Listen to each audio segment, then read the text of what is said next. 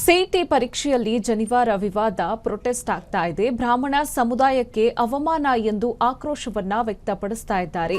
ಭಾರತೀಯ ಬ್ರಾಹ್ಮಣ ಮಹಾಸಂಘದಿಂದ ದೂರು.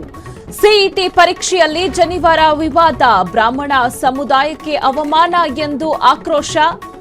ಭಾರತೀಯ ಬ್ರಾಹ್ಮಣ ಮಹಾಸಂಘದಿಂದ ದೂರು. ಬೆಂಗಳೂರು ನಗರ ಜಿಲ್ಲಾಧಿಕಾರಿ ಜಗದೀಶ್ಗೆ ಕಂಪ್ಲೇಂಟ್. ಕಠಿಣ ಶಿಕ್ಷೆ ಆಗಬೇಕೆಂದು ದೂರಿನ ಮೂಲಕ ಮನವಿ. ಶಾಸಕ ಸಿಕೆ ರಾಮಮೂರ್ತಿ ಸಂಘದ ರಾಜ್ಯಾಧ್ಯಕ್ಷ ದೂರು. ಬ್ರಾಹ್ಮಣ ಸಮಾಜದ ಮೇಲೆ ಷಡ್ಯಂತರ ಎಂದು ಕಿಡಿ. ಸಿಇಟಿ ಪರೀಕ್ಷೆಯಲ್ಲಿ ಜನಿವಾರ ವಿವಾದದ ಪ್ರೊಟೆಸ್ಟ್ ಆಗ್ತಾ ಇದೆ. ಬ್ರಾಹ್ಮಣ ಸಮುದಾಯಕ್ಕೆ ಅವಮಾನ ಮಾಡಿದ್ದಾರೆ ಎಂದು ಆಕ್ರೋಶವನ್ನ ವ್ಯಕ್ತಪಡಿಸ್ತಾ ಇದ್ದಾರೆ. ಭಾರತೀಯ ಬ್ರಾಹ್ಮಣ ಮಹಾಸಂಘದಿಂದ ದೂರನ್ನ ಕೂಡ ನೀಡಲಾಗಿದೆ. ಬೆಂಗಳೂರು ನಗರ ಜಿಲ್ಲಾಧಿಕಾರಿ ಜಗದೀಶ್ಗೆ ಕಂಪ್ಲೇಂಟ್ ಅನ್ನ ನೀಡಿದ್ದಾರೆ. ಕಠಿಣ ಶಿಕ್ಷೆ ಆಗಬೇಕೆಂದು ದೂರಿನ ಮೂಲಕ ಮನವಿಯನ್ನ ಮಾಡಿದ್ದಾರೆ. ಪರೀಕ್ಷೆಯಲ್ಲಿ ಜನಿವಾರ ತೆಗೆಸಿದ್ದಾರೆಂದು ದೂರು ಬಂದಿದೆ. ಬೆಂಗಳೂರು ನಗರ ಜಿಲ್ಲಾಧಿಕಾರಿ ಜಗದೀಶ್ ಹೇಳಿಕೆ. ಈಗಾಗಲೇ ಪರೀಕ್ಷೆ ಕೇಂದ್ರಕ್ಕೆ ತಂಡವನ್ನ ಕಳುಹಿಸಿದ್ದೇವೆ. ಸರ್ಕಾರ ಇದನ್ನ ಗಂಭೀರವಾಗಿ ಪರಿಗಣಿಸಿದೆ. ತಪ್ಪಿತಸ್ಥರ ವಿರುದ್ಧ ಕ್ರಮಕ್ಕೆ ಸರ್ಕಾರ ಮುಂದಾಗಿದೆ. ಮುಂದಿನ ವರ್ಷ ಆ ಕಾಲೇಜಿನಲ್ಲಿ ಪರೀಕ್ಷೆ ನಡೆಸಲ್ಲ.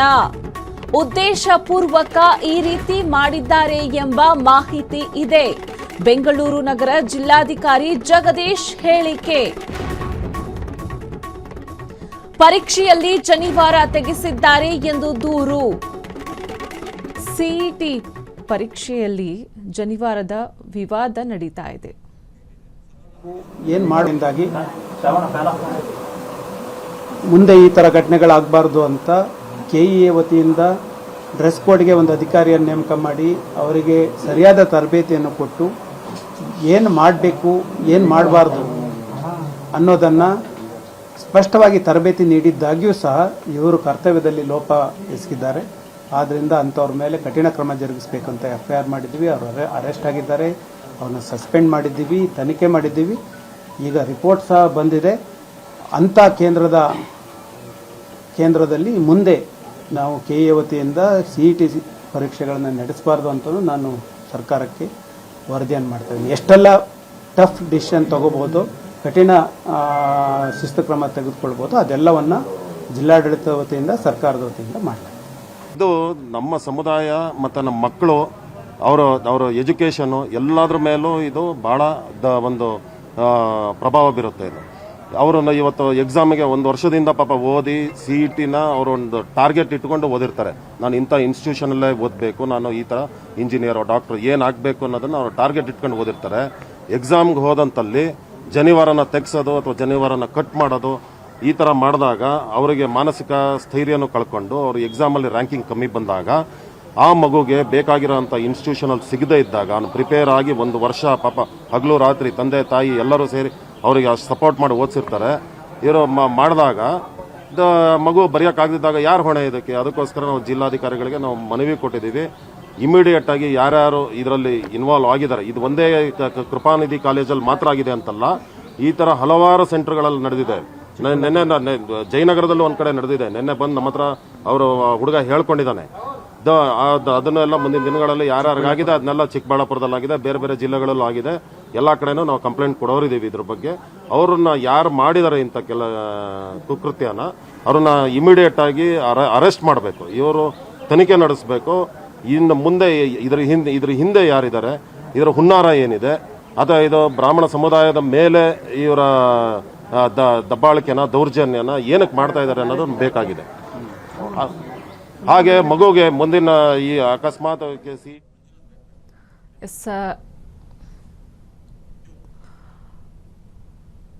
ಇದರ ಬಗ್ಗೆ ಹೆಚ್ಚಿನ ಮಾಹಿತಿನ ತಿಳಿಸ್ಕೊಡೋದಕ್ಕೆ ನೇರ ಸಂಪರ್ಕದಲ್ಲಿದ್ದಾರೆ ಮಂಜುನಾಥ್, ಈಗ ಜನಿವಾರದ ಜ್ವಾಲಾಗ್ನಿ ಉರಿತಾ ಇದೆ. ಈಗ ಆಲ್ರೆಡಿ ಸಂಘದ ಅಧ್ಯಕ್ಷರು ಕೂಡ ಡಿಸಿಗೆ ಮನವಿಯನ್ನ ಕೊಟ್ಟಿದ್ದಾರೆ. ಸರ್ಕಾರ ಕೂಡ ಸೂಕ್ತ ಕ್ರಮವನ್ನ ಕೈಗೊಳ್ಳುತ್ತೆ ಅಂತ ಡಿಸಿ ಕೂಡ ಹೇಳ್ತಾ ಇದ್ದಾರೆ. ಏನಿದೆ ಹೆಚ್ಚಿನ ಅಪ್ಡೇಟ್ಸ್?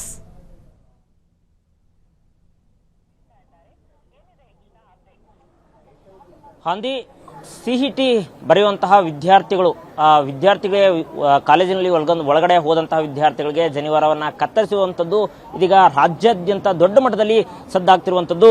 ಸೊ ಇವತ್ತು ಕೂಡ ಗಮನಿಸ್ತಾ ಹೋಗ್ಬೋದು. ಇವತ್ತು ಅಖಿಲ ಭಾರತೀಯ ಬ್ರಾಹ್ಮಣ ಮಹಾಸಂಘದವರು ಇವತ್ತು ನಗರದ ಜಿಲ್ಲಾಧಿಕಾರಿ ಕಚೇರಿಗೆ ಮನವಿಯನ್ನ ಕೊಡಕ್ಕೆ ಬಂದಿರುವಂತದ್ದು. ಯಾಕಂದ್ರೆ ಈ ಹಿಂದೆ ಈ ರೀತಿ ಪ್ರಕರಣಗಳು ಆಗಿದ್ವು. ಆದ್ರೆ ಈ ಬಾರಿಯೂ ಕೂಡ ಮಡಿವಾಳದ ಕೃಪಾನಿಧಿ ಕಾಲೇಜಿನಲ್ಲಿ ವಿದ್ಯಾರ್ಥಿಗಳಿಗೆ ಏನು ಜನಿವಾರವನ್ನ ಕತ್ತರಿಸಿರುವುದು ಇದು ಬೇಕಂತಲೇ ಮಾಡಿರುವಂತದ್ದು ಅಂತೇಳಿ ಈಗ ಮೇಲ್ನೋಟಕ್ಕೆ ಕಂಡುಬತ್ತಿರುವಂತದ್ದು ಅಂತ ಈಗ ಗೊತ್ತಾಗ್ತಿರುವಂತದ್ದು. ಯಾಕಂದ್ರೆ 4 ಜನ ಅಧಿಕಾರಿಗಳನ್ನ ತಂಡವನ್ನ ರಚಿಸಿ ಈ ಒಂದು ತನಿಖೆ ಮಾಡಬೇಕು ಅಂತ ಹೇಳಿತ್ತು. ತನಿಖೆಯಲ್ಲಿ ಇದೀಗ ಜಿಲ್ಲಾಧಿಕಾರಿಗಳ ರಿಪೋರ್ಟ್ ಬಂದಿದೆ. ಇದು ಎಲ್ಲೋ ಒಂದ್ ಕಡೆ ಇದು ಬೇಕು ಅಂತಾನೆ ಮಾಡಿರುವಂತದ್ದು ಅಂತೇಳಿ ಗೊತ್ತಾಗ್ತಿರುವಂತದ್ದು. ಸೊ ಈ ಹಿನ್ನೆಲೆಯಲ್ಲಿ ಇವತ್ತು ಅಖಿಲ ಭಾರತೀಯ ಬ್ರಾಹ್ಮಣ ಮಹಾಸಂಘದವರು ಜಿಲ್ಲಾಧಿಕಾರಿಯವ್ರನ್ನ ನೇರವಾಗಿ ಭೇಟಿ ಮಾಡಿ ಯಾರು ಈ ರೀತಿ ಕೃತ್ಯವನ್ನ ಮಾಡಿದ್ರೆ ಇದು ಬೇಕಂತ ಮಾಡಿದ್ರೆ ಎಲ್ಲೋ ಒಂದ್ ಕಡೆ ಈ ಬ್ರಾಹ್ಮಣ ಸಮುದಾಯಕ್ಕೆ ಎಲ್ಲೋ ಒಂದ್ ಕಡೆ ಅವಮಾನ ಮಾಡೋದಕ್ಕೆ ಈ ರೀತಿ ಮಾಡಿದ್ದಾರೆ ಅಂತೇಳಿ ಹೇಳಲಾಗ್ತಿದೆ. ಸೊ ಈ ಬಗ್ಗೆ ಇವತ್ತು ಈಗಾಗಲೇ ಜಿಲ್ಲಾಧಿಕಾರಿಗಳಿಗೆ ಮನವಿಯನ್ನು ಕೊಟ್ಟಿದ್ದಾರೆ. ಸೊ ನಮ್ಮ ಜೊತೆ ಮಾತಾಡೋದಕ್ಕೆ ರಾಜ್ಯಾಧ್ಯಕ್ಷರು ಪ್ರದೀಪ್ ಅವರು ನಮ್ಮ ಜೊತೆ ಇದ್ದಾರೆ. ನಾನು ಮಾತಾಡ್ತಾ ಹೋಗ್ತೀನಿ. ಸರ್, ಇವತ್ತು ಈಗಾಗಲೇ ಜಿಲ್ಲಾಧಿಕಾರಿಗಳಿಗೆ ಬಂದಿದ್ರಿ, ಮನವಿಯನ್ನು ಕೊಟ್ಟಿದ್ರಿ. ಎಲ್ಲೋ ಒಂದ್ ಕಡೆ ನಮ್ಮ ಬ್ರಾಹ್ಮಣ ಸಮುದಾಯಕ್ಕೆ ಎಲ್ಲೋ ಒಂದ್ ಕಡೆ ಅಪಮಾನ ಮಾಡಿದ್ದಾರೆ, ರಾಜ್ಯಾದ್ಯಂತ ಅವಮಾನ ಆಗಿದೆ ಅಂತೇಳಿ ತಾವು ಹೇಳ್ತಿರುವಂತದ್ದು, ಮನವಿ ಕೊಟ್ಟಿದ್ರಿ. ಜಿಲ್ಲಾಧಿಕಾರಿಗಳು ಏನ್ ಹೇಳಿದ್ರು ಸರ್? ಜಿಲ್ಲಾಧಿಕಾರಿಗಳು ಪಾಪ ಚೆನ್ನಾಗಿ ಸ್ಪಂದಿಸಿದ್ರು. ಈಗಾಗಲೇ ಅವರು ತನಿಖೆ ಕೈಗೊಂಡು ನಾನ್ ಬೆಲೆಬಲ್ ಸೆಕ್ಷನ್ಸ್ ಎಲ್ಲ ಹಾಕಿಸಿ ಅವರನ್ನ ಯಾರು ಇಂಥ ಕುಕೃತ್ಯ ಮಾಡಿದ್ದಾರೆ ಅವರನ್ನ ಅರೆಸ್ಟ್ ಮಾಡಿಸಿದ್ದಾರೆ. ನಾವು ನಮ್ಮ ಬೇಡಿಕೆಯನ್ನು ನಾವು ಹೇಳಿದ್ದೀವಿ, ಇದು ಪುನರಾವರ್ತಿ ಆಗಬಾರ್ದು. ಹೋದ ವರ್ಷ ಕೂಡ ಇದೇ ತರ ಆಗಿತ್ತು. ಅವತ್ತು ಕೂಡ ನಾವು ಮನವಿ ಸಲ್ಲಿಸಿದ್ವಿ. ಸರ್ಕಾರ ಕ್ಲಿಯರ್ ಗೈಡ್ಲೈನ್ಸ್ ಕೊಟ್ಟಿದ್ದೀವಿ ಅಂತ ಅವ್ರು ಹೇಳ್ತಾ ಇದ್ದಾರೆ ಇದ್ರ ಬಗ್ಗೆ. ಆದರೂ ಕೂಡ ಅದ್ರ ಬಗ್ಗೆನೂ ಒಂದು ಭಯ ಇಲ್ಲದೆ ಸರ್ಕಾರದ ಗೈಡ್ಲೈನ್ಸ್ನ ಗಾಳಿಗೆ ತೂರಿ ಈ ತರ ಕೆಲವು ಅಧಿಕಾರಿಗಳು ಮಾಡಿದಾರಲ್ಲ ಅವರನ್ನ ಡಿಸ್ಮಿಸ್ ಮಾಡಬೇಕು ಅಂತ ನಾವು ಕೇಳಿದ್ವಿ. ಸಸ್ಪೆನ್ಷನ್ ರಿವೋಕ್ ಅದು ಬೇಕಾಗಿಲ್ಲ, ಡಿಸ್ಮಿಸ್ ಮಾಡಿ ಆ ಕಾಲೇಜಿನ ಮಾನ್ಯತೆ ರದ್ದು ಮಾಡಿ, ಆಮೇಲೆ ಆ ಆಡಳಿತ ಮಂಡಳಿ ಯಾರಿದ್ದಾರೆ ಆ ಕಾಲೇಜಿನ ಅವ್ರ ಬಗ್ಗೆನೂ ನೀವು ಕೇಸ್ ಹಾಕಿ ತನಿಖೆ ಮಾಡಿ. ಹಾಗೂ ನಮ್ಮ ಹುಡುಗರು ಇವತ್ತು ಯಾರು ಎಕ್ಸಾಮ್ ಬರೆದಿದ್ದಾರೆ, ನಾಳೆ ಇನ್ ಕೇಸ್ ಇದರಿಂದ ಅವ್ನ ಮಾನಸಿಕ ಸ್ಥೈರ್ಯ ಕಮ್ಮಿಯಾಗಿ ಅವನ ಎಕ್ಸಾಮ್ ಅಲ್ಲಿ ಕಮ್ಮಿ ರ್ಯಾಂಕಿಂಗ್ ಬಂದಲ್ಲಿ ಅವ್ನು ಕೇಳಿದಂತ ಇನ್ಸ್ಟಿಟ್ಯೂಷನ್ ಅಲ್ಲಿ ಅವನಿಗೆ ಸೀಟ್ ಕೊಡಿಸಿ ಅಂತ ಬಿಟ್ಟು ನಾವು ಮನವಿ ಮಾಡಿದ್ದೀವಿ. ಸರ್, ಇದು ಈ ಪ್ರಕರಣ ಈ ಬಾರಿ ಈ ಪ್ರಕರಣ ಈ ಸರಿನೇ ನಡೆದಿರುವಂತದ್ದು ಏನು ಹೊಸದೇನಲ್ಲ. ಈ ಹಿಂದೆಯೂ ನಡೆದಿತ್ತು. ಈ ಹಿಂದೆ ನಡೆದಂತ ಟೈಮ್ ಅಲ್ಲಿ ಸರ್ಕಾರ ಕಠಿಣವಾಗಿ ಇದ್ರ ಬಗ್ಗೆ ಕ್ರಮ ಕೈಗೊಂಡಿದ್ರೆ ಇವತ್ತು ಇವ್ರಿಗೆ ಒಂದು ಪಾಠ ಆಗ್ತಿತ್ತು, ಈ ರೀತಿ ಘಟನೆ ಮರುಕಳಿಸ್ತಿರ್ಲಿಲ್ಲ.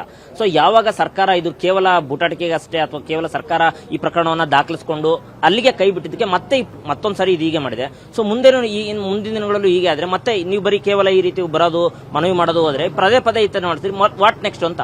ಅದಕ್ಕೋಸ್ಕರ ನಾವು ಈ ಸಲ ಹೇಳಿದೀವಿ, ಈ ಕಾನೂನು ಅವ್ರು ಹೇಳ್ತಾ ಇದ್ದಾರೆ ಸರ್ಕಾರ ಗೈಡ್ಲೈನ್ಸ್ ಮಾಡಿದೀವಿ ಅಂತ. ಮಾಡಿದ್ರು ಕೂಡ ಅದ್ರ ಬಗ್ಗೆ ಇವ್ರಿಗೆ ಭಯ ಇಲ್ಲದೆ ಇಂಥ ಕೆಲಸ ಮಾಡ್ತಾ ಇರೋದ್ರಿಂದ ನಾವು ಕೇಳ್ತಾ ಇರೋದು ಸಸ್ಪೆನ್ಷನ್ ಬೇಡ, ಅವರನ್ನ ಡಿಸ್ಮಿಸ್ ಮಾಡಿ, ಕೆಲಸದಿಂದ ವಜಾ ಮಾಡಿ, ಅವರನ್ನ ಆ ಕಾಲೇಜಿನ ಮಾನ್ಯತೆ ರದ್ದು ಮಾಡಿ, ಆ ಕಾಲೇಜ್ ಆಡಳಿತ ಮಂಡಳಿ ಬಗ್ಗೆ ಕೇಸ್ ಹಾಕಿ ನೀವು.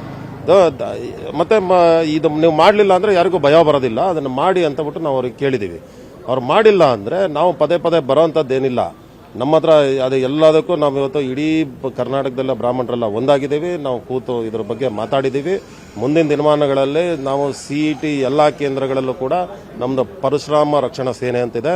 ನಮ್ಮ ಮೆಂಬರ್ಸ್ CET ಕೇಂದ್ರದ ಎದುರುಗಡೆ ನಿಂತಿರ್ತಾರೆ. ಇವ್ರು ಮಾಡಿದ್ರೆ ಅಲ್ಲೇ ನಾವು ಅದಕ್ಕೆ ಜನವರ ಕೈ ಹಾಕಿ ಅಲ್ಲೇ ಉತ್ತರ ಕೊಡ್ತೀವಿ. ಯಾಕೆ ಸರ್ಕಾರ ಪದೇ ಬ್ರಾಹ್ಮಣ ಸಮುದಾಯದವರ ಮೇಲೆ ಟಾರ್ಗೆಟ್ ಮಾಡಿ ಈ ರೀತಿ ಕೃತ್ಯವನ್ನ ಮಾಡುವಂತ ಕೆಲಸ ಮಾಡ್ತಾ ಇದೆ? ಅಲ್ಲ, ಸರ್ಕಾರ ಮಾಡಿದೆ ಅಂತ ನಾವು ಹೇಳಕ್ಕಾಗಲ್ಲ. ಸರ್ಕಾರ ಹೇಳ್ತಾ ಇದೆ ಗೈಡ್ಲೈನ್ಸ್ ಕೊಟ್ಟಿದ್ದೀವಿ ಅಂತ ಹೇಳ್ತಾ ಇದ್ದಾರೆ. ಸರ್ಕಾರದ್ದೇನು ಇದರಲ್ಲಿ ತಪ್ಪು ಅಂತ ನಾವು ಹೇಳಲ್ಲ. ಸರ್ಕಾರ ಈಗ ಮಾಡಬೇಕಾಗಿರೋದೇನು ಅಂದ್ರೆ ಇಂಥ ಕೃತ್ಯಗಳನ್ನ ಮಾಡಿರೋಂಥ ಅಧಿಕಾರಿಗಳನ್ನ ಡಿಸ್ಮಿಸ್ ಮಾಡಬೇಕು, ಆ ಕಾಲೇಜಿನ ಮಾನ್ಯತೆನ ರದ್ದು ಮಾಡಬೇಕು. ಅವರು ಕೂಡ ಎಲ್ಲರೂ ಈ ಸಂವಿಧಾನಕ್ಕೆ ಒಳಪಟ್ಟವರೇ, ಇದರ ಅತೀತವಾಗಿ ಯಾರೂ ಇಲ್ಲ.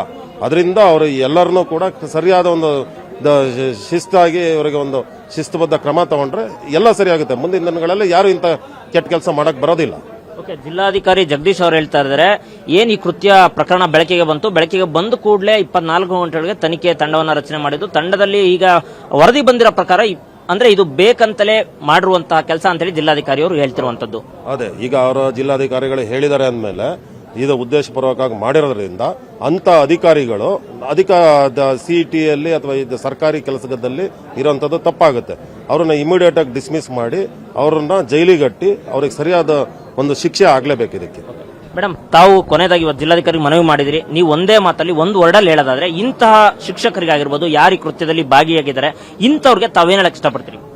ಸರ್, ಇವತ್ತೇನು ನಡೀತಾ ಇದೆ ಸಿ ಟಿ ಇದರಲ್ಲಿ ಏನು ನಡೀತಾ ಇದೆ, ಇದು ನಮ್ಮ ಬ್ರಾಹ್ಮಣರ ಒಂದು ಧಾರ್ಮಿಕ ಇದಕ್ಕೆ ತುಂಬಾ ಧಕ್ಕೆ ಆಗ್ತಾ ಇದೆ. ಯಾಕೆಂದ್ರೆ ಇವತ್ತಿನ ನಮ್ಮ ಮಕ್ಕಳಿಗೆ ನಾವು ಧಾರ್ಮಿಕ ಸಂಸ್ಕಾರನ ಹೇಳ್ಕೊಡ್ತಾ ಇದೀವಿ ಮನೆಗಳಲ್ಲಿ. ಇವಾಗೆಲ್ಲ ಹೇಳ್ತಾ ಇದ್ರು, ನಮ್ಮ ಹಿಂದೂ ಧರ್ಮದಲ್ಲಿ ಧಾರ್ಮಿಕತೆಗೆ ತುಂಬಾ ಒಂದು ಇದಿದೆ, ಶ್ರೇಷ್ಠ ಅಂತ ನಾವು ಭಾವಿಸ್ತಾ ಇದೀವಿ.